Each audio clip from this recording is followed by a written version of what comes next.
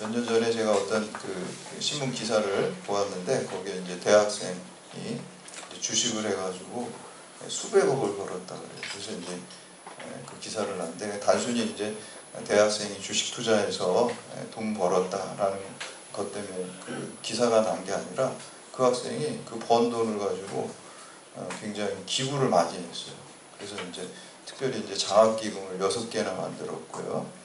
그리고 이제 본인이 있었던 그 대학교 근처에 이제 중고등학교에 5년 동안 뭐 18억 5천, 그러니까 어마어마하게 큰 돈을 그 중고등학교, 자기가 있는 그 지역의 중고등학교에 장학금으로 내놨습니다. 그래서 사실은 그 신문 기사가 난 거예요. 그래서 이제 인터뷰를 했어요. 제일 궁금한 게 어떻게 이렇게 기부를 많이 할 수 있게 되었는지, 어떤 이유와 계기와 생각이 있을 거 아니에요. 그래서 이제 그 질문을 하니까 자기가 채무의식 때문에 그랬습니다. 이런 말이 제 마음에 굉장히 와닿습니다. 왜냐하면 본인이 이제 어려운 가정에서 자라서 그 원하는 대학을 이렇게 진학을 하지 못했어요. 그래서 그런 그 어려움이 있었음에도 불구하고 자기는 이제 좋은 부모님 밑에서 공부를 마음껏 할 수 있었는데 그렇지 못하는 학생들이 많은 것을 알기 때문에 자기가 그런 학생들에게 빚진 마음, 채무의식을 가지고 그 기부를 장학금으로 이렇게 했다라는 그 기사를 제가 보았습니다. 제가 그거를 보면서 우리는 모든 그리스도인들은 하나님 아버지께 사랑의 빚진 마음 그리고 은혜의 빚진 마음을 가지고 살아야 될 줄로 믿습니다. 그래서 여러분들이 늘 우리가 하나님께 그 사랑과 은혜, 그 예수 그리스도의 생명을 다해서 우리를 구원하신 그 십자가의 사랑에 빚진 자로서 늘 채무의식을 가지고 내가 어떻게 하면은 그 빚을 조금이라도 진짜 1000분의 1, 10,000분의 1이라도 갚을 수 있을까라는 것을 늘 의식하면서 그런 삶을 살아야 될 줄로 믿습니다. 사도 바울은 바로 그런 의식을 가지고 살아가는 사람들입니다. 그래서 우리 로마서 1장 14절에 보면 헬라인이나 야만인이나 지혜 있는 자나 어리석은 자에게 다 내가 빚진 자라, 이렇게 부채의식과 채무의식, 사랑의 빚진 자, 또 은혜의 빚진 자, 하나님의 사랑과 은혜의 빚졌을 뿐만 아니라 또 자기를 인도한 그 여러 사람들에게 또 빚진 자를 가지고 의식을 가지고 채무감을 가지고 주의 복음을 널리 전파했다는 거예요. 그리고 믿지 않는 자들을 향해서 나도 예전에 저렇게 믿지 않는 자였고 예수 그리스도를 받게 했던 자인데 라고 그 마음을 가지고 그들에게, 이방인들에게 열심히 복음을 전한 것입니다. 그래서 그 아까 그 학생이 어려운 그 공부하는데 재정적으로 어려운 학생들에게 빚진 마음을 가지고 장학금을 내어준 것 같이 오늘날 우리도 주님을 모르는 자들에게 빚진 마음을 가지고 주의 사랑을 널리 전파하는 그러한 사명을 잘 감당하시는 여러분들 되시기를 주님의 이름으로 축복합니다. 특별히 우리 요한 1서는 사랑의 서신이에요. 그래서 하나님과의 사랑, 이웃과의 사랑에 대해서 말씀하고 있습니다. 그래서 오늘 특별히 그 말씀을 통해 어떻게 하면 또 사랑의 실천을 할 것인지 또 믿음을 새롭게 하고 결단하는 시간 되시기를 주님의 이름으로 축복합니다. 첫째, 하나님은 사랑이시기 때문에 하나님께 속한 자는 사랑을 실천합니다. 그래서 우리가 하나님께 속한 자는 사랑을 실천하고 그렇지 않은 자들은 사랑을 실천하지 못하는 마귀의 자녀라고 이렇게 극단적으로까지 그 사도 요한은 말씀하고 있습니다. 우리 7절하고 8절 말씀 함께 봉독합니다. 시작. 사랑하는 자들아, 우리가 서로 사랑하자. 사랑은 하나님께 속한 것이니 사랑하는 자마다 하나님으로부터 나서 하나님을 알고 사랑하지 아니하는 자는 하나님을 알지 못하나니 이는 하나님을 사랑이십니다. 아멘. 기독교의 영원한 주제는 사랑입니다. 그래서 지상 명령은 성교 명령이고요. 지상 계명은 사랑 계명입니다. 하나님 사랑, 이웃 사랑. 그 예수님께서 하신 말씀이잖아요. 근데 이제 사랑과 성교는 두 개가 아니라 사실 하나입니다. 우리가 사랑하면 사랑하는 사람이 지옥으로 가게 둘 수가 없잖아요. 그렇기 때문에 당연히 성교를 해서 천국으로 인도해야 됩니다. 그래서 우리가 사랑과 성교는 하나가 되는 것이고요. 하나님 사랑을 모델로 해서 우리가 이웃 사랑을 하는 것입니다. 근데 이 헬라어 원문에 보면은 이 오늘 말씀에 보면은 하나님은 사랑이시니라라고 했는데 거기 보면 그 사랑이라는 단어가 아가페. 그러니까 하나님은 아가페다 이런 의미가 되겠죠. 그래서 이 세상에 이제 여러 가지 사랑이 있죠. 에로스 남녀간의 사랑도 있고 필리아 친구지간의 사랑도 있고 스토르게라고 해서 이제 국가에 대한 그런 사랑도 있지만 여기서 말하는 사랑은 바로 하나님의 아가페의 사랑, 희생적인 사랑, 십자가의 사랑, 내 생명까지 내어줄 수 있는 그 사랑을 우리 그리스도인들이 해야 될 줄로 믿습니다.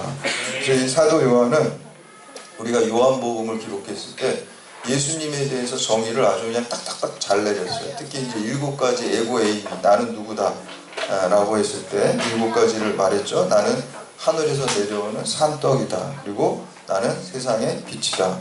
나는 양의 문이다. 나는 선한 목자다. 나는 부활이다. 나는 생명이다. 나는 포도나무다. 이렇게 7가지를 얘기했어요. 그러니까 예수님은 스스로 자신을 그게 헬라어로 에고 에임이라고 이렇게 정의를 내리고 있어요. 그래서 그 이름들을 가만 보면 다 교회 이름이잖아요. 빛교회도 있고 양의 문 교회도 있고 또 선한 목자 교회도 있고 부활의 교회도 있고 생명의 교회, 포도나무 교회. 그러니까 예수님의 교회라는 거예요. 교회는 다 모든 교회는 예수님이 주인 되시고 예수님이 머리가 되시기 때문에 예수님이 나는 누구다 라고 요한복음에서 7가지로 얘기한 것을 다 교회 이름으로 많이 붙였잖아요. 그리고 교회가 그 방향으로 나가야 되는 것이죠. 근데 오늘 요한 1서에 보니까 그 7가지 이외에 또 얘기를 하고 있어요. 뭐라고 말씀합니까? 하나님은 사랑이시라.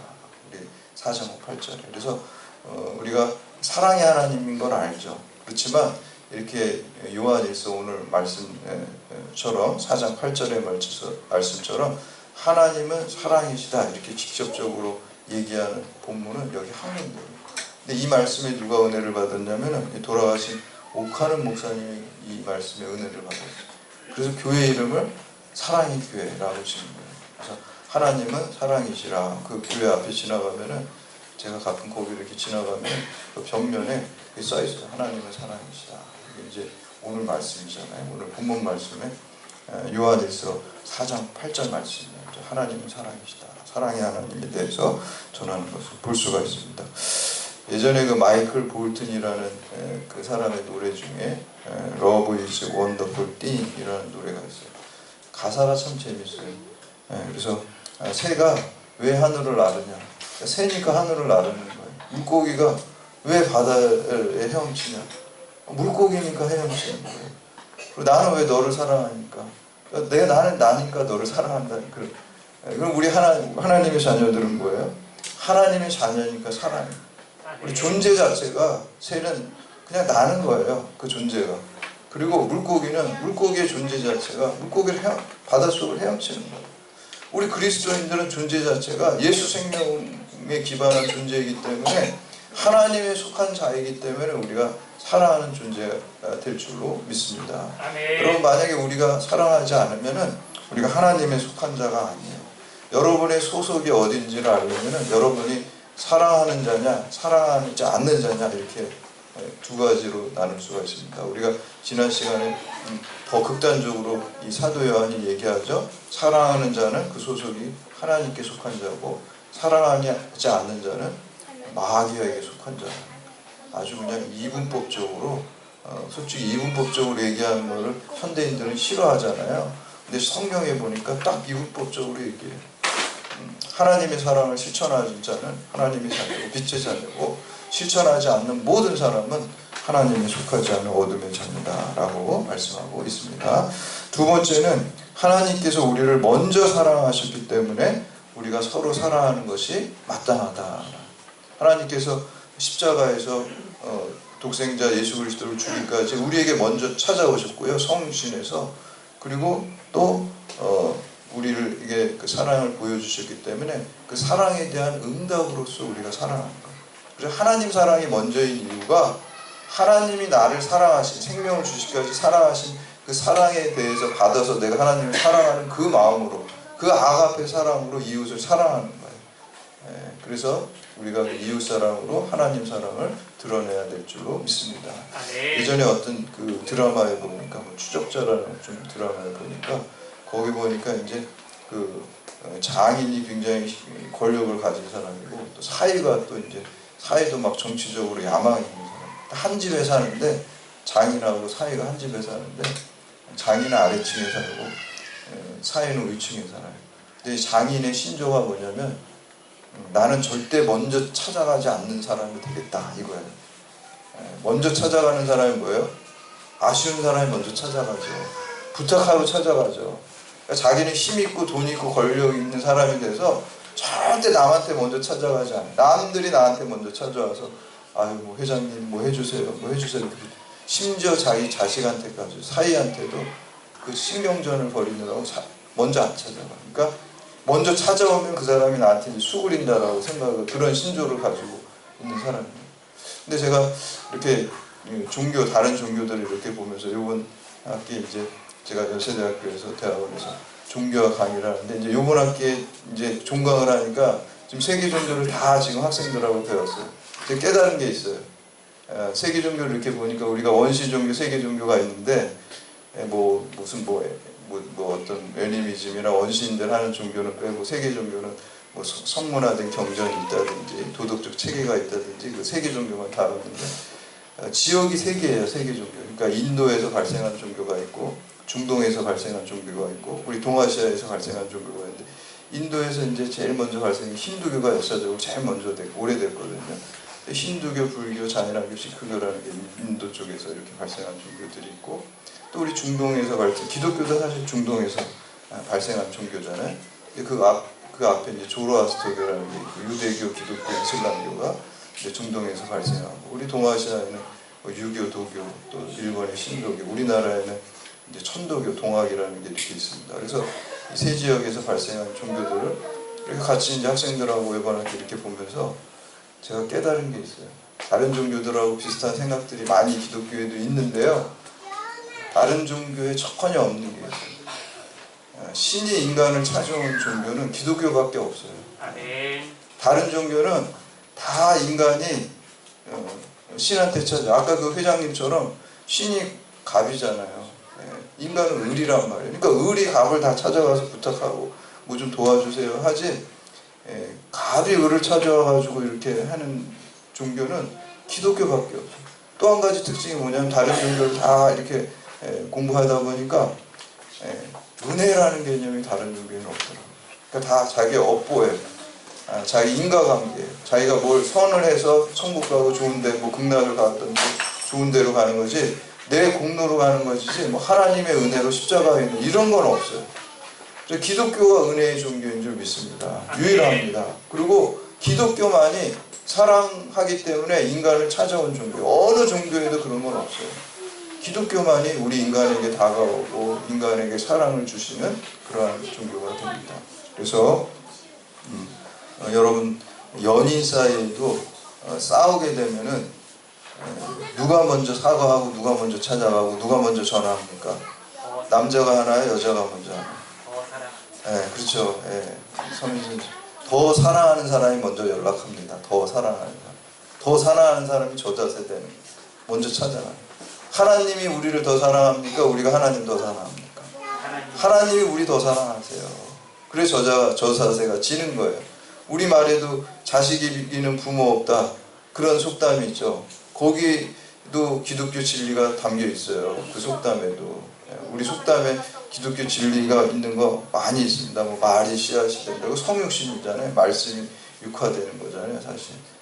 그런 것처럼 우리가 자식이 이기는 부모가 없다. 더 사랑하잖아요. 부모가 자식 사랑하는 내리사랑이죠. 자식이 부모 생각하는 거는 부모가 자식 사랑하는 거에 비하면 아무것도 아니잖아요. 그러니까 부모가 지는 거예요. 더 많이 사랑.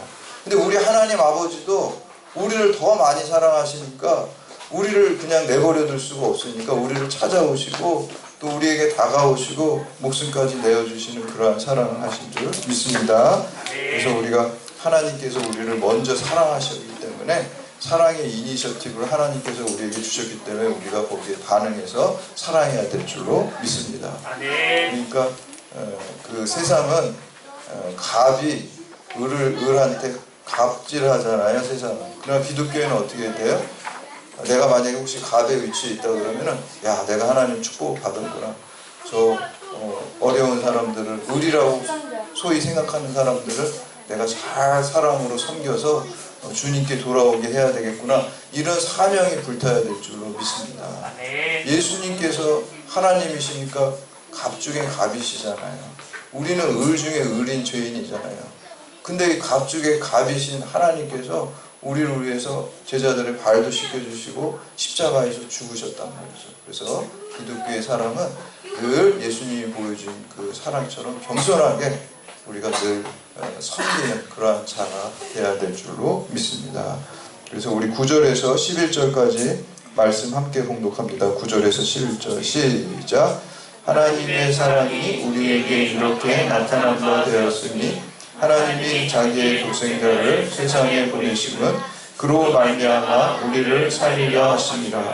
사랑은 여기 있으나 우리가 하나님을 사랑한 것이 아니요 하나님이 우리를 사랑하사 우리 죄를 속하기 위하여 화목제물로 그 아들을 보내셨습니다.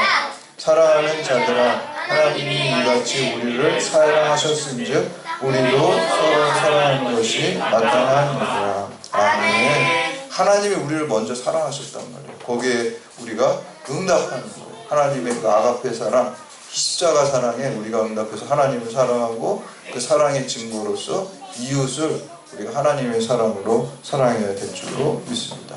그러니까 그 사랑도 내가 하는 게 아니죠.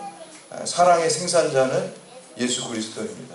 그리고 우리는 그 사랑을 받아가지고 전하는 전달자가 돼, 유통자가 돼. 내 안에서 나온 사랑이 아니에요. 내 안에서 나온 사람은 감정 바뀌면 또 언제 그랬냐고 배신하고 돌아서요. 이해관계가 바뀌면 돌아서요. 그러니까 나한테 나온 사랑은 별로 좋은 사랑이에요. 영원한 사랑이 아니에요. 그렇지만 우리 하나님 아버지께서 나온 십자가에서 흘러나온 그 사랑은 영원한 사랑, 아가페 사랑. 그러니까 그 사랑을 우리가 받아가지고 우리가 전달해야 돼요. 요즘 뭐 택배 배달 많이 하죠? 그런 사랑의 배달원이 여러분이 되어야 될 줄로 믿습니다.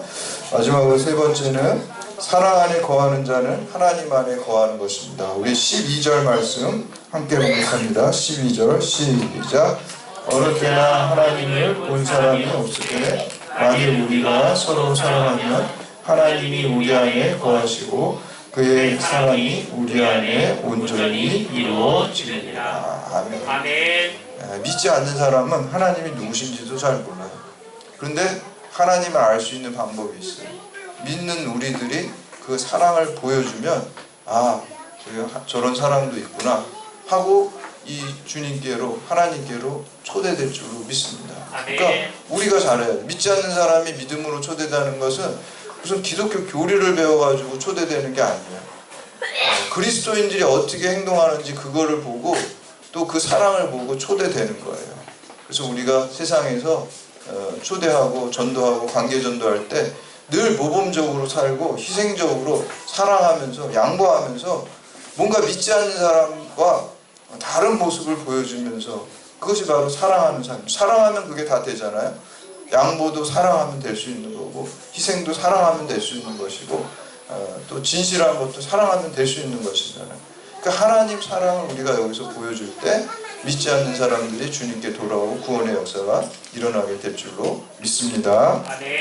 마르틴 부버라는 그 철학자가 있어요. 이 사람은 이제 관계의 철학자라고 그러는데 세상에는 딱 두 가지 관계예요. 그러니까 우리도 그렇잖아요. 하나님과의 관계, 이게 수직이 되고 또 사람과의 관계가 수평이 돼서 이게 십자가가 되는 거잖아요. 하나님 사랑, 이웃 사랑. 그게 이제 모든 사랑 율법의 핵심이라고 예수님께서 말씀하셨잖아요. 근데 이 마르틴 부버가 나와 너라는 책이 있어요. 나와 너라는 책에서 이 세상의 관계는 두 가지가 있다는 거예요. 나와 너와의 관계가 있고 나와 그것의 관계가 있다는 거예요. 나와 너와의 관계는 인격적인 관계, 또 다른 사람을 목적으로 대하는 관계, 중심과 중심의 관계. 나와 그것의 관계는 다른 사람을 수단으로 하는 거예요. 그것이라는 건 뭐예요? 우리가 물건을 지칭할 때 그것이라고 그러죠. 그것 좀 갖고 와 이렇게 얘기하죠. 근데 사람을 너로 대하는 게 아니라 물건으로 대하는 거예요. 아, 저 사람을 잘 이용해가지고 내가 뭐 돈을 많이 벌어야 되겠다든지 저 사람을 잘 수단시해가지고 내가 성공해야 되겠다든지 뭐 사람을 갖다가 수단으로 대한다는 그런 일들이 사실 세상에 많죠.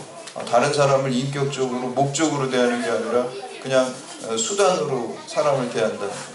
근데 이분이 뭐냐면은 나와 너의 관계가 돼버리면은 하나님을 볼 수가 없다는 거예요.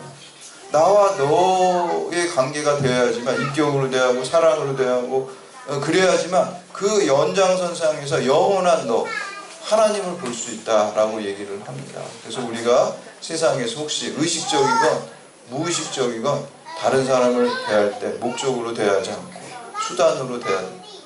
그 의식적으로 하는 사람은 진짜 나쁜 사람이죠. 근데 이제 우리가 무의식적으로 그럴 수 있어요. 이 사람은 그냥 수단시하거나 저 친구랑 친하게 지나면은 내가 뭔가 이익이 있겠구나, 돈이 많으니까 좀 뭐가 있겠구나, 뭐 이런 식으로 대한다든지, 높은 지위에 있으니까 내가 저 사람이랑 친하게 지내면 뭐 어떤 나한테 좋은 혜택이 있겠구나, 이렇게 자꾸 사람을 수단으로 하게 되면 하나님을 볼 수가 없다. 그래서 그거를 그 마르틴 부버라는 사람 신의 일식 현상이라, 일식이 태양을 달이 가리는 거잖아요.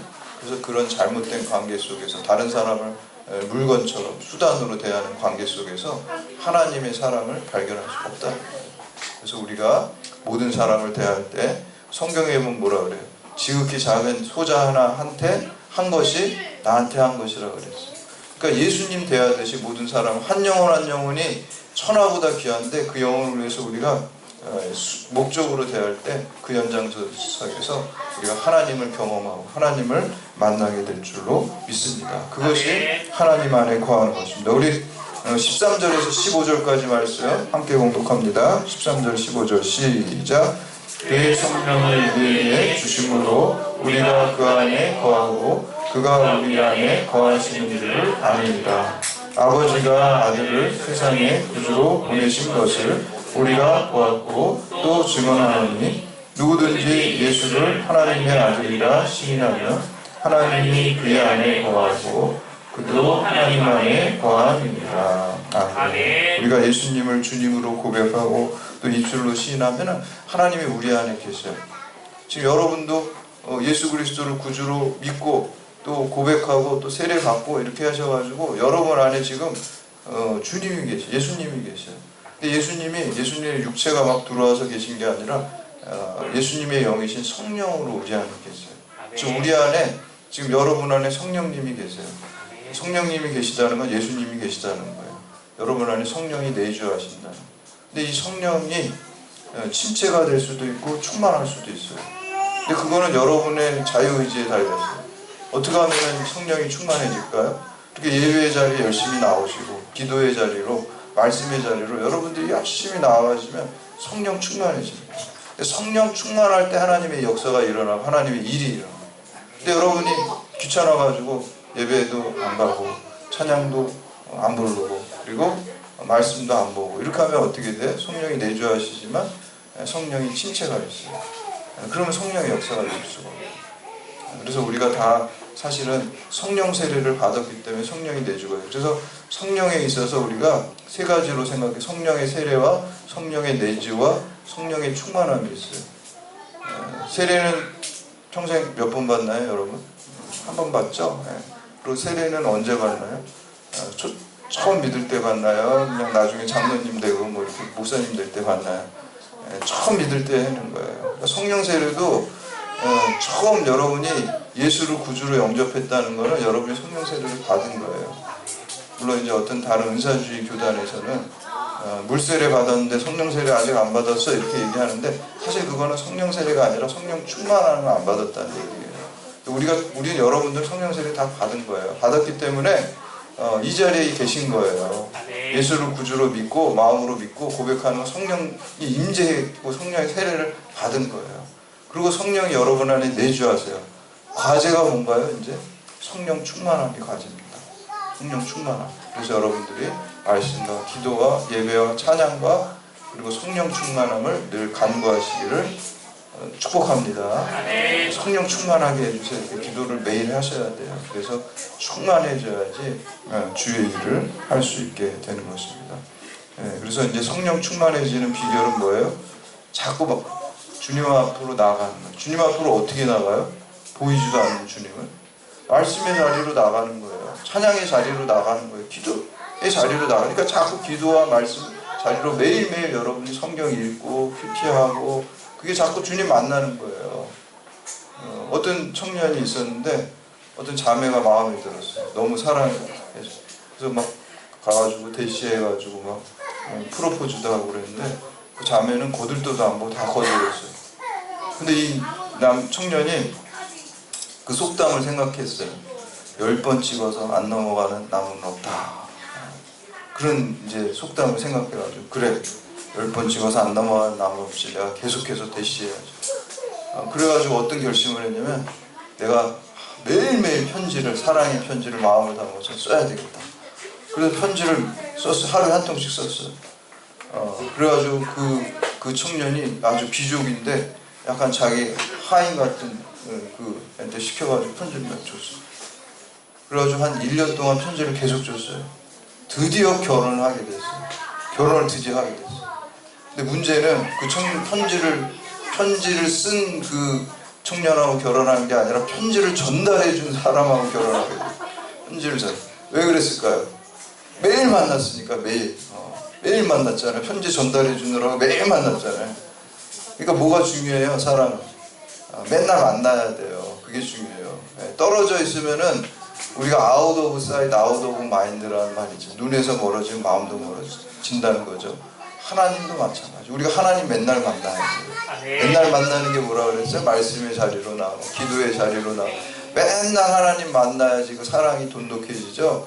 떨어져 있으면은 소원해져. 하나님 떠나 있으면 말씀 안 보고 기도 안 하고 그러면 그냥 사랑이 식게 되고 성령도 이렇게 그러면 우리가 이렇게 생각할 수 있잖아. 성령님이 좀 나를 이렇게 인도하셔가지고 막 충만하게 해주시 왜 꼭 내가 가야지만 그렇게 해주시나.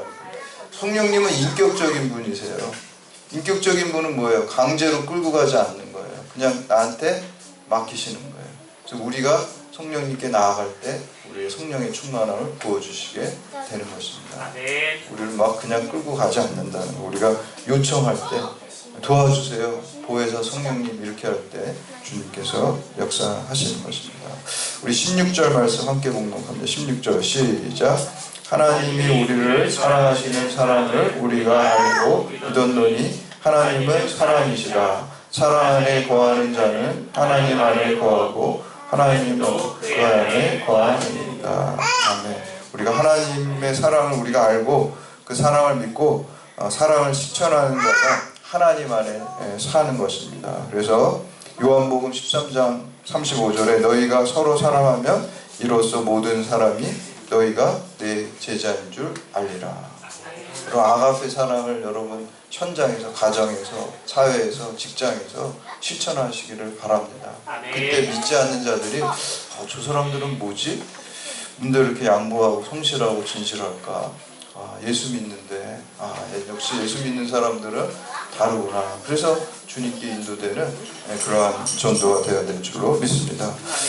몇 년 전에 우리 교우들이 우리 교회에서 오두막이라는 영화를 함께 봤어요. 그래서 우리 예배 주일날 여기 거기에다가 막 그 프로젝트 싸가지고 막 팝콘도 막 먹고 우리 아이들 여기 돗자리 깔고 여기 다 치우고 봤었잖아요. 오두막이라는 영화. 근데 저는 참 거기서 감동적으로 제 마음에 느꼈던 것이 하나님을 증거하는 방법에 대해서 거기에 알게 됐어요.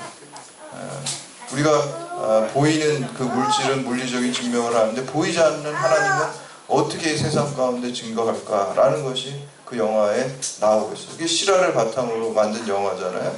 그 오두막이 뭐예요? 오두막이 이제 어떤 부부가 있었는데 아이들이 자녀가 이제 일남이녀죠. 일남이녀가 이제 그 아이를 기르는데 엄마가 너무 바빠가지고 아이들을 그냥 아빠가 혼자서 그 세 자녀를 갖다 데리고 호숫가로 캠핑을 갔어요. 캠핑을 갔는데 큰 그 아들하고 그 큰 딸하고 큰 아들이 배를 타다가 장난치다가 물에 빠졌어요. 물에 빠져가니까 막 죽어가니까 그 막 사람들이 그 아이를 건지려고 가고 그 아빠도 그냥 정신이 없어서 거기 막 달려갔잖아요. 그래서 아이를 건졌어요. 겨우 건졌는데 우리 한숨 돌렸는데 딱 돌아와서 보니까 막내가 딸인데요. 한 유치원 정도 되는 딸인데 딸이 없어진 거예요.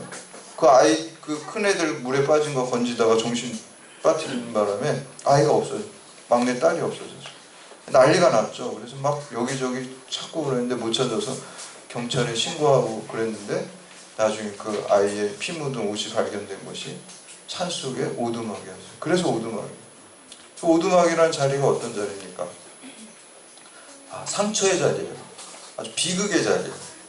근데 이제 바로 그 자리에서 이 분이 하나님을 만나게 돼요. 그 상처의 자리에서 영광의 하나님을 만나게 되는데 그 영화에 보면은 이분이 이제 차를 타고 그 오두막에 이제 가게 돼요. 그리고 가정이 사실은 다 깨졌어요. 왜냐하면 말은 못하지만 서로 자기 죄책감과 원망이 막 뒤섞여 있어요. 그러니까 그 누나와 그 오빠가 되는 애들이 자기네들이 장난 안 쳐가지고 물에 안 빠졌으면 우리 동생이 죽지 않았을 텐데. 그리고 그게 이제 성범죄자, 아동 성범죄자에 의해서 희생당한 거거든요. 그러니까 그런 죄책감에서 애들이 막 우울해 있고, 또 이제 부부간에도 서로 약간 책임감과 원망이 막 뒤섞여 있어요. 그러니까 이제 부인은 좀 애들을 잘 보지 뭐 이런 말은 안 하지만 이런 원망이 있어서 딸을 잃어버려요. 그 남편은 아무리 일이 중요하지만 좀 같이 갔었으면 이런 일이 없었을 텐데. 그러니까 가정이 완전 무너졌어요. 완전 지옥 같은. 그리고 그 남자도 자살하고 싶은데 뭐 자살을 못하고 그래서 그 답답한 마음에 그 오두막을 찾아간 거예요. 혼자. 이제 찾아가다가 큰 트럭이 확 오는 거예요. 근데 이 사람이 이제 그 트럭을 확 피해서 갔어요. 그래서 오두막에 도착해서 거기서 이제 하나님 만났는데 이제 피해서 갔는데 그 의식만 피해서 간 거 실제는 교통사고가 났어요. 교통사고가 나가지고 혼수 상태에서 거기 오두막을 간 거예요. 혼수 상태에서. 오두막에서 하나님을 만나고 또 그 하나님을 만났는데 천국을 보여주면서 거기에서 뛰놀고 있는 자기 딸을 보여줘요. 그 딸이 너무 행복하게 거기서 놀고 있는 거예요. 그러니까 좀 안심이 되죠. 그러면서 하나님이 얘기해요. 야, 너 다시 세상에 돌아왔다가 너가 이제 늙어가지고 다시 천국으로 올 거니 아니면 지금 바로 천국으로 갈 거니 딸한테 이렇게 물어봤어요. 선택지를 줬어요. 근데 이제 물어봤어요. 제가 만약에 세상에 갔다가 살다가 오면 딸이 나를 너무 오래 기다리니까 힘들지 않을까요? 그러니까 아니 천국 그런 거 없어. 힘든 거 없어. 우리 성경에 보면 하루가 천년 같고 천년이 하루 같다 그러니까 천국에서 기다리는 거 힘들지가 않아. 그러니까 그러면 저 세상에 돌아갔다 올게요. 이렇게 해서 세상에 확 돌아갈 때 이제 병원에서 깨어나는 거예요. 혼수 상태, 교통사고. 깨어난 다음에 이 남자가 뭐라 그래요? 나 하나님 만나고 왔다. 나 천국 보고 왔다. 천국에 우리 딸이 잘 놀고 행복하게 잘 놀고 있다. 그러니까 이제 그 말을 들은 이 부인과 가족들 그리고 이제 주변 사람들이 좀 뭐 의아하게 생각하죠. 의아하게 생각하고 그러면서 맨 마지막에 그 영화의 나레이션이 옆집에 사는 남자, 그 옆집에 사는 남자가 그 사람은 안 믿는 사람인 것 같은데 그 자기 옆집 남자가 딸을 잃고 그렇게 또 교통사고 나서 천국에 갔다 오고 천국에서 딸을 봤다는데 나는 뭐 천국이 있는지 또 천국에서 봤는지 진짜 그건 잘 모르겠다. 근데 내가 한 가지 아는 확실한 게 한 가지가 있다. 그거는 그 사람이 천국을 보고 왔다는 이전과 이후의 삶이 완전히 뒤바뀌었다는 거죠. 천국을 보기 전에는 그 사람의 삶이 지옥같이 막 죽을 것 같은 가정이 파괴됐는데 천국을 보고 오니까 이 사람의 삶이 완전 행복하고 소망 가운데 살아가는 삶으로 또 그 가정으로 다 변화됐다는 거예요. 저는 그게 하나님을 증거하는 방법이라고 생각합니다. 오늘 그리스도인들이 믿지 않는 사람들에게 믿지 않는 세상에 하나님을 보여주는 것은 이 세상을 뛰어넘는 그 하나님의 사랑을 이 세상 가운데 보여줄 때 믿지 않는 자들이 하나님을 보고 하나님을 증거할 때 우리가 그렇게 주님의 놀라운 구원의 역사가 일어날 줄로 믿습니다. 그래서 오늘 말씀처럼 하나님은 사랑이시라. 아가페 사랑입니다. 그 사랑을 여러분들이 받아서 이 세상 가운데 서로 사랑하고 또 하나님 사랑의 하나님을 증거하는 사명을 여러분들이 잘 감당하시기를 주님의 이름으로 축원합니다.